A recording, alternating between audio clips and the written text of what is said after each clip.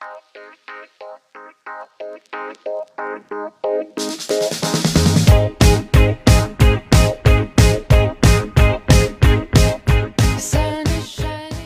am Tina Zaccardi, winner of season 4 of the Great American Baking Show.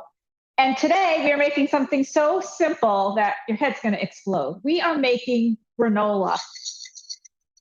Got a big, big jar of it. Granola is one of those things that you see in the store and you might be saying to yourself, why should I make it? I can just buy it. Well, a couple of reasons why you should make it. First of all, it's super, super easy to put together. And second of all, you can customize it to your taste and make it any way you like. You can also control the sweetness of it, and you can control whether you put nuts in it, because I know that nuts is a big allergy trigger. So if you're a family that doesn't want nuts and things, you can be sure if you make it yourself that there aren't nuts in it. So today we're making my granola recipe, which normally I like to put almonds, and slivered almonds, honey, brown sugar, and dried cherries, and a little bit of coconut. I'm a big coconut fan. And we're going to replace the almonds with some pecans. We're replacing the cherries with dried cranberries, and we're switching up that honey for some really nice maple syrup. So this is going to be really delicious, really tasty. You're going to want to put it on all your yogurt parfaits. You're going to want to maybe just put it in a bowl and pour some milk over it and eat it like cereal. It's just so many things you can do with the granola. So the first thing we're going to do is we're going to make the topping that's going to go on all those things that you're going to be mixing in. And I have a really tiny pan over here. Isn't it the cutest thing? It's so cute. And the first thing we're going to start with is we're going to start with some brown sugar. So we're going to put 4 tablespoons of brown sugar. And this recipe is kind of the minimum you need to cover all those things that we're going to be mixing together. If you want to add more brown sugar, go right ahead. You can add another tablespoon if you like. Okay, so we've got 4 in there. And the next thing we're going to add is some vegetable oil. And we're going to add 4 tablespoons of that. You could substitute coconut oil for this as well. That would be great. And that's 3 and 4. It's easy to remember, 4, 4, and we're going to put 4 tablespoons of maple syrup. Here we go. All right, so I've got 4 tablespoons in there. I think we're just going to put another little splash in there. Okay. And then we're going to put a 1/4 teaspoon of some kosher salt. Looks like a little saltiness with my sweet. And we're going to put a teaspoon of cinnamon. You don't like cinnamon, leave it out. You could always add ginger, ground ginger. Be careful with the ginger, it can get a little spicy. So if you're adding ginger, be kind of careful with it. And I put some cinnamon in. We're just going to mix this around a little bit. And I have my hot plate right next to me over here, which we're going to put it on kind of at a low heat. And we're just going to warm this up until the sugar dissolves. So I'm going to just put that right here.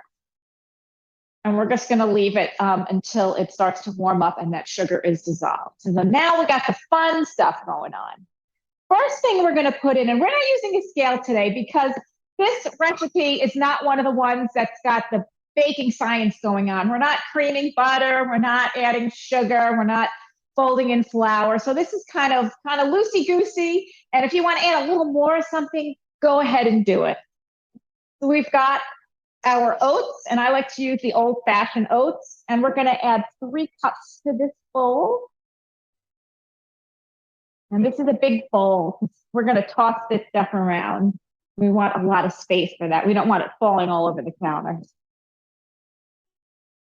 This is the few times I'm actually using my measuring cups. So we've got our oats in here, and I like coconut, so I'm going to add some coconut. If you don't like coconut, leave it out. Leave it out, or we can double up on something else.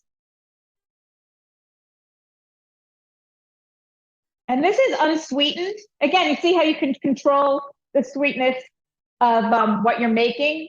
You can add sweetened coconut as well, but when we add that kind of saucy mixture on top of it, it's going to sweeten everything really nice. So we've got that. And then we're going to add some pecans. And we're going to add about a cup, and I'm just going to kind of eyeball it. That looks good. And I'm just going to coarsely chop them because you put these in, there's not that many pieces, and you might end up with some granola that doesn't have a nut in it. So we're just going to coarsely chop this. And I would do this just like this with a knife and a board because you don't want them too small. You want to see and taste those pieces of pecans. And if you cut them, too small, like you put them in a food processor or a hand blender, they're just going to get too small and too ground up, and you're really not going to taste them. The other thing I should mention is that these nuts are untoasted because when we bake this in the oven, it's going to toast these nuts up. So you don't want to over toast them or burn them. So I definitely would use untoasted or unroasted or raw nuts. So we're throwing our nuts in. Just a few, they're trying to get away. There we go. And we're just going to mix this up.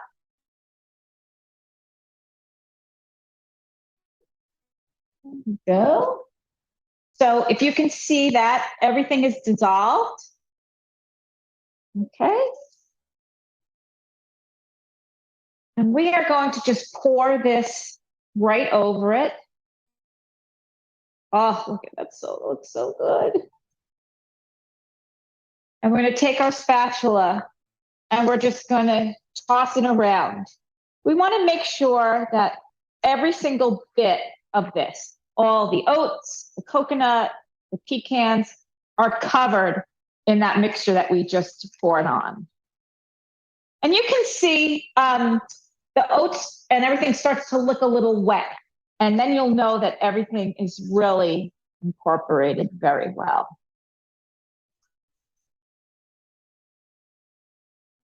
There we go. I think we're good. See, again, so simple. So I'm going to take a half sheet pan. We're just going to dump the whole thing out. I'm going to get every last little bit. And we're going to take it and we're going to spread it out into a nice even layer. And this is going to help this get nice and brown and toasty and crispy. Hey. Doesn't that look good already? Can you see that? So I hope everybody had preheated their oven to 300 degrees. So before you get started doing any of this, I recommend preheating your oven to 300 degrees. You're going to place this in your oven for 10 minutes. After 10 minutes, you're going to kind of stir it up a little bit to make sure that, one place isn't browning a little more than the other. Now we're going to put it back in the oven for another 10 minutes. After that 10 minutes, we're going to stir it around again. And then we're going to do it for another 10 minutes. After 30 minutes, you're going to take a look at it. If you want it a little crispier, you can leave it in for another maybe 3 to 4 minutes. I gave you a range in the recipe. I think it's 30 to 35 minutes.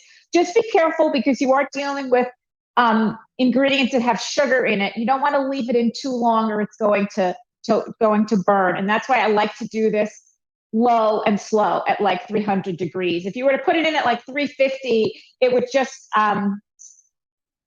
probably burn. So you want it to be a nice slow bake. It's going to get nice and toasty. It's going to get nice and crispy. So again, in the oven at 300 degrees, 10 minutes, stir it around, 10 minutes, stir it around, 10 more minutes. And when it comes out, I want you to let it sit on your counter until it's completely cool. Don't touch it. Don't do anything with it. Just let it sit until it is completely cool. And I made a half batch in the quarter sheet pan. You can see, I'll show you the difference in sizes. This is the half sheet and this is the quarter. It's just exactly half of this one. This is a great pan to have though, even not for granola. Might even fit in some like some countertop ovens and some not microwaves, but like toaster ovens. So there is our already baked, and you can see how beautiful and toasty everything is. I mean, look at those. Look at that coconut. It's so nice and browned. It's not white anymore. It's just beautiful.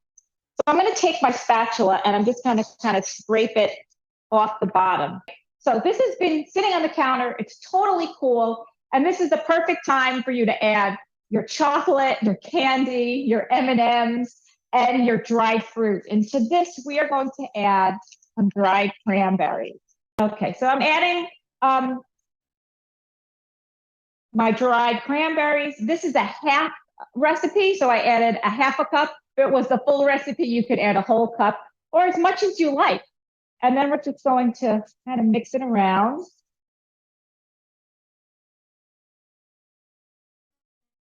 And there's your beautiful granola. Couldn't be any simpler. So I like to take that and put it in a jar. You can see, and I leave it on the counter. And every once in a while, I'll walk by and, take a little. Oh, it's so good and crunchy. I got a cranberry too. So good. Keep it on your countertop in a sealed jar and use it for whatever you like. The granola makes a really cute little gift. It's in a plastic bag with a ribbon. I'll show you how I did that. Okay, so I've got this little plastic bag, and you can grab them at the party store, online. They're everywhere. And we're going to take a little of this. We're going to throw it in the bag. There you go. And we're just going to kind of pinch the top. I'm going to take a really pretty ribbon. And we're going to tie a nice little bow. You get the idea, right? So there's our little gifts. They're really, really cute. Your neighbors, your coworkers, your teachers. It's really such a great idea. And it's just, again, so easy to make. Such a great project for the kids. And I hope everybody has a great week and make some granola. And if you do, you need to tell me about it.